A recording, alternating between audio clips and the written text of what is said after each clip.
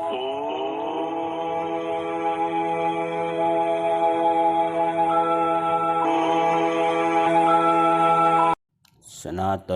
ધર્મની જય, દરેકને પ્રણામ। સદગુરુ આપણને એક હાસા ધર્મને માર્ગે ચડાવવા માટે અને એક ધર્મ એવો છે સનાતન, જે એની સમજણ પણ આપણને ગુરુ બરાબર આપે છે અને એનું જ્ઞાન પણ આપે છે કે એક જ ધર્મ એવો છે સનાતન કે જેના દ્વારા અવિનાશીને પામી શકાય, પરબ્રહ્મને પામી શકાય છે। આ એક જ ધર્મ સનાતન છે અને સનાતનથી મોટો કોઈ ધર્મ નથી। 14 ભુવનમાં એક જ સનાતન રૂપી બીજ રમી રહ્યું છે કે જેનાથી અવિનાશીને આપણે પામી શકીએ। તો આ સનાતન ધર્મના મૂળ પાસા દયા, ક્ષમા, પ્રેમ, કરુણા, આ સમત્વ, આવા મૂળ જે અંગો છે સનાતનના, એના દરેક સાધકને પહેલાં ધારણ કરવા પડશે।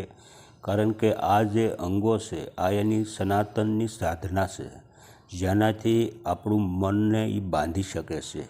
બહારની દુનિયામાં આ જે ગુણો છે એ ભટકવા નહીં દે।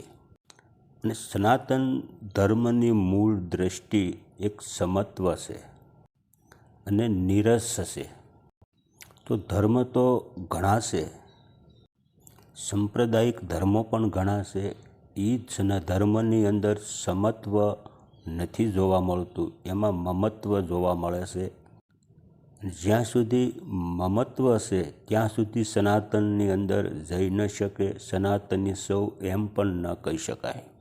અને કોઈ પણ ધર્મનો સાધક હોય, કોઈ પણ સંપ્રદાયનો સાધક હોય, સાધકને જ્યાં સુધી સમત્વ પ્રાપ્ત ન થાય ત્યાં સુધી તો અવિનાશી જોઈ જ ન શકે।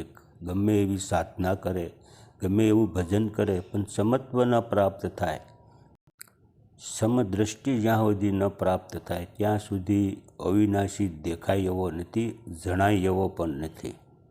અને દરેક જીવ ઉપર દયા રાખો અને ધર્મને માર્ગે ચાલો અને સંસારમાં આપને એક ઉદાસીન પ્રાપ્ત થશે અને ત્યારે આપણને મળશે અવિનાશી। આવી જ રીતે સદગુરુ આપણને સંપૂર્ણ જીવન ધર્મ પણ આપી દીધો જ છે કે આટલું કરજો પછી પણ કાંઈ કરવાનું બાકી રહેતું નથી। સનાતન ધર્મનું મૂળ જે રહસ્ય છે એ કેવલ ગુરુ પાસેથી જ આપણને જાણવા મળે છે। અને એ મૂળ રહસ્ય જાણીને આપણે પોતે સાધકને એ માર્ગ ઉપર ચાલવાનું છે। અને એ માર્ગ ઉપર ચાલતા દરેક સાધક પણ એક સાર્થક બની જાય છે અને બ્રહ્મ સ્વરૂપ પણ ધારણ થઈ જાય છે। આ સઘળો મોહ, વાસના, અહંકાર, દુર્ગુણો અને આ મનુષ્ય દેહની સાચી ગતિ, મનુષ્ય જન્મની સાચી સંમતિ આપણને મળી જાય છે। એ જ આપણા સદગુરુનો સાચો ઉપદેશ છે। અને દરેક જીવની ઉપર દયા રાખવી એ જ એક આત્માની મોટામાં મોટી પૂજા છે। આ સંસારમાં દરેક દેવી દેવતાઓ છે, મહાપુરુષો છે, અવતારી પુરુષો છે, કોઈ સાધારણ મનુષ્ય છે, સાધારણ જીવ છે, તો દરેકની અંદર આત્મા તત્વ એક સરખો અને એક જ છે। કોઈમાં કોઈ ફરક છે નહીં આત્મા તત્વમાં। તો આત્મા એક જ છે, છતાં પણ કોઈ નાનો મોટો, કોઈ બીજી યોની, કોઈ ત્રીજી યોની, આ બધું એક આપણા કર્મને વશ થઈ જાય છે અને કર્મ પણ આપણને બાંધી લે, એના કારણે આપણી ઊંચ નીચ કોટીની અંદર જન્મ થાય છે। કોઈ પશુ પક્ષી, આ બધું એક કર્મને આધીન છે। આ જીવ એક સંચિત પ્રારબ્ધ અને ક્રિયામાન કર્મમાં જ બંધાયેલો છે। એટલે જ આવા જવનના આપણા ફેરા મટતા નથી, એટલે જ પાપ અને પુણ્યથી આવવા જવાનું જન્મ મૃત્યુ આપણું મળતું નથી। અને જ્યારે આપણું સ્વસ્વરૂપ નિજ સ્વરૂપનો જ્યારે અનુભવ થઈ જાય છે, અનુભવની જ્યારે પ્રાપ્તિ થઈ જાય છે, ત્યારે કોઈ પણ કાળ પુરુષ પણ આપણને પકડી નહીં શકે। કેમ આ સંસારમાં ત્રિગુણમય રૂપ માયા છે, રજોગુણ, તમોગુણ ને સત્વગુણ. અને આ ગુણથી જ જીવ બંધાઈ જાય છે. જ્યાં સુધી આ જીવાત્મા આ માયાના 3 ગુણમાં બંધાયેલો છે ત્યાં સુધી આત્મજ્ઞાન પોતાનું સ્વરૂપ પણ ઓળખી શકાતું નથી. તો માયારૂપી આ 3 ગુણમાંથી છૂટવા માટે સતગુરુનું શરણ જરૂરી છે. આ 3 ગુણના હથિયાર જીવને પકડવાના 3 જ છે: કામ, ક્રોધ, લોભ અને મોહ. આવા જે એના હથિયારો જીવને પકડવાના છે. તો એના આ હથિયારોથી આપણે દૂર રહેશું તો આપમેળે 3 ગુણમાંથી પણ આપણે છૂટી જઈશું. આ ગુણ અને 5 પ્રકારના વિષયો છે. આમાંથી છૂટી પણ જવું જોઈએ. કેમ કે સદગુરુ છે એ કામ, ક્રોધ, લોભ, મોહ, અહંકાર આ 5 મૂળ પાસા છે અને 5 વિષય છે કે વાસના, મોહ, અહંકારમાંથી જે છૂટીને જે સદગુરુ બની સાધક બની જાય છે એ સાધકને આ સતગુરુ જ એક છોડાવી શકે છે.